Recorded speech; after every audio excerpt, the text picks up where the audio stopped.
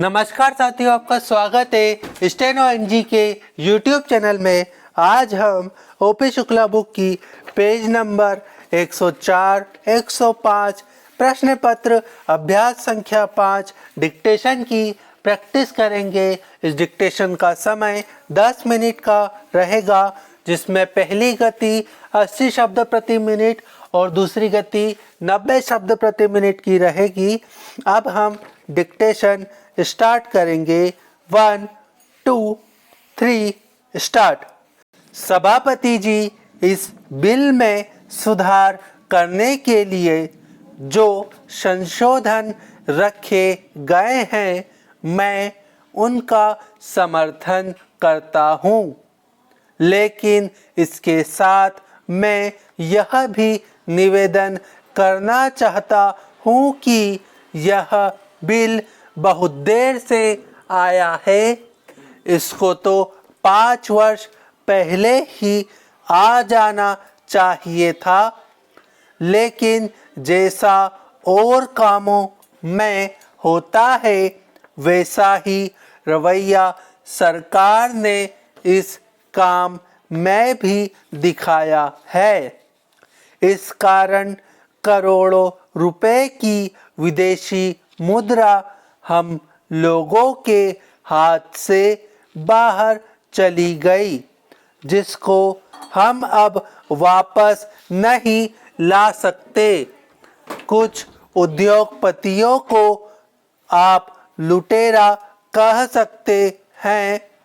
वे किसी न किसी तरह से देश का धन लूटकर विदेशों में अपने खाते खोलकर उसमें जमा करवा देते हैं और आयकर से भी बचे रहते हैं।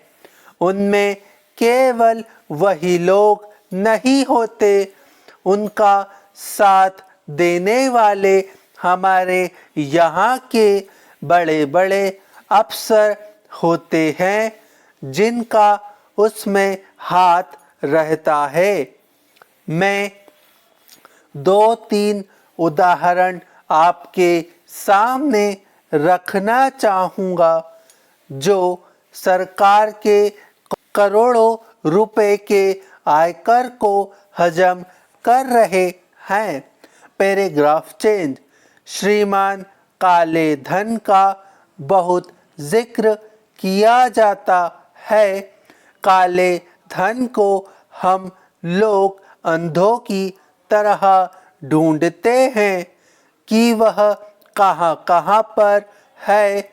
कोई 500 करोड़ रुपया कहता है तो कोई 1000 करोड़ कहता है और कोई 2000 करोड़ बताता है। यह धन तो ऐसा होता है जिसे कोई देख नहीं सकता। यह धन हाथी के समान है, जिसे समूचा एक साथ देखना कठिन है। देश में जो काला धन है उसको वसूल करने के लिए सरकार जितनी भी कोशिश कर रही है, काला धन उतना ही बढ़ता जा रहा है। अभी तक सरकार को यही ज्ञात नहीं हो सका है कि देश में कितना काला धन है।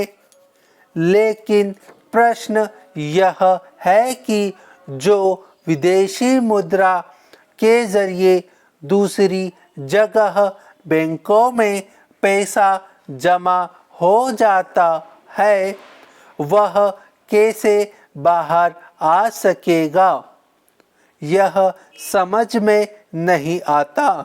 देश का काला धन तो देश में ही है, कभी ना कभी उसको आप पकड़ लेंगे, मगर जो धन देश के बाहर विदेशी मुद्रा में चला जाता है उसे आप कैसे रोक सकते हैं।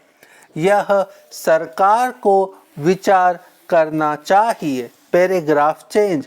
श्रीमान, मैंने आपको उदाहरण दिया कि देश के अंदर जो काला धन है उसके लिए लोग बार बार शोर मचाते हैं, चिल्लाते हैं, लेकिन जो विदेशी मुद्रा का नुकसान हो रहा है उस बारे में सरकार को कोई भी जानकारी नहीं है और सरकार ने शायद जानने की कोशिश भी नहीं की है।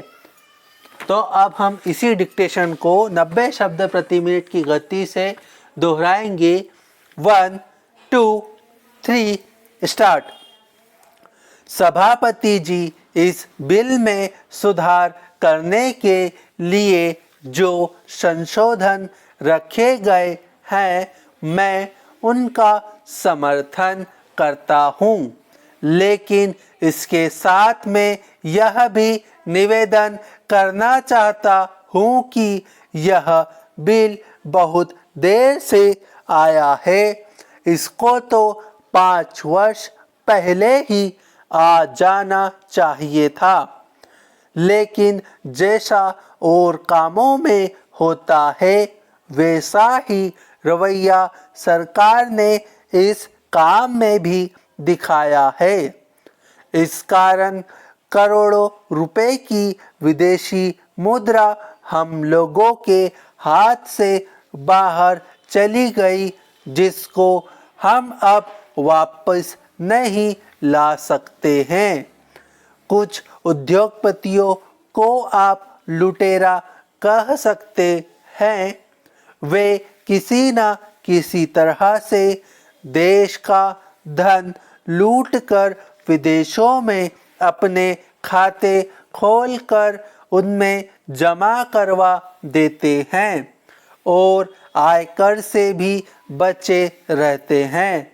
उनमें केवल वही लोग नहीं होते, उनका साथ देने वाले हमारे यहाँ के बड़े बड़े अफसर होते हैं जिनका उसमें हाथ रहता है। मैं 2-3 उदाहरण आपके सामने रखना चाहूँगा जो सरकार के करोड़ों रुपए के आयकर को हजम कर रहे हैं। Paragraph change. श्रीमान, काले धन का बहुत जिक्र किया जाता है। काले धन को हम लोग अंधों की तरह ढूंढते हैं कि वह कहाँ कहाँ पर है। कोई 500 करोड़ रुपया कहता है तो कोई 1000 करोड़ कहता है और कोई 2000 करोड़ बताता है। यह धन तो ऐसा होता है जिसे कोई देख नहीं सकता। यह धन हाथी के समान है जिसे समूचा एक साथ देखना कठिन है। देश में जो काला धन है उसको वसूल करने के लिए सरकार जितनी भी कोशिश कर रही है, काला धन उतना ही बढ़ता जा रहा है। अभी तक सरकार को यही ज्ञात नहीं हो सका है कि देश में कितना काला धन है, लेकिन प्रश्न यह है कि जो विदेशी मुद्रा के जरिए दूसरी जगह बैंकों में पैसा जमा हो जाता है वह कैसे बाहर आ सकेगा, यह समझ में नहीं आता। देश का काला धन तो देश में ही है, कभी ना कभी उसको आप पकड़ लेंगे, मगर जो धन देश के बाहर विदेशी मुद्रा में चला जाता है उसे आप कैसे रोक सकते हैं। यह सरकार को विचार करना चाहिए। Paragraph change. श्रीमान, मैंने आपको उदाहरण दिया कि देश के अंदर जो काला धन है उसके लिए लोग बार बार शोर मचाते हैं, चिल्लाते हैं, लेकिन जो विदेशी मुद्रा का नुकसान हो रहा है उस बारे में सरकार को कोई भी जानकारी नहीं है और सरकार ने शायद जानने की कोशिश भी नहीं की है। तो उम्मीद है ये वीडियो आपको पसंद आई होगी। अगर पसंद आती है तो इसे लाइक करिए, चैनल पे नए हैं तो इसे सब्सक्राइब करिए। आज के लिए इतना ही। जय हिंद, जय भारत।